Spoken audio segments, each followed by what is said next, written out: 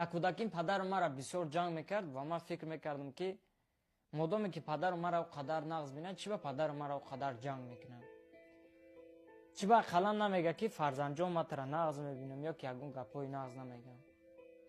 вақте ки мара ҷанг мекард ман фикр мекардам ки падару мара намефаҳмам ва мара нафаҳмида ҳама одам ҷанг мекунам. ман бисёр дилгир мешидам.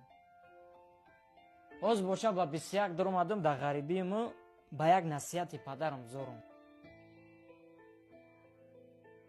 ягона инсоне ки дар ҳақиқатан ба қалби худаш маву шуморо дӯст медорад ва ҳамин гапа маву шумо да намега, падарай.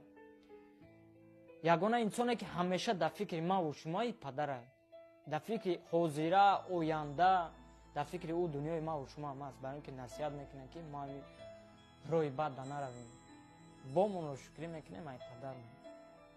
худоё ҳар як падаре ки дар рӯи дунё аст дар паноҳи худаш нигоҳ дорад.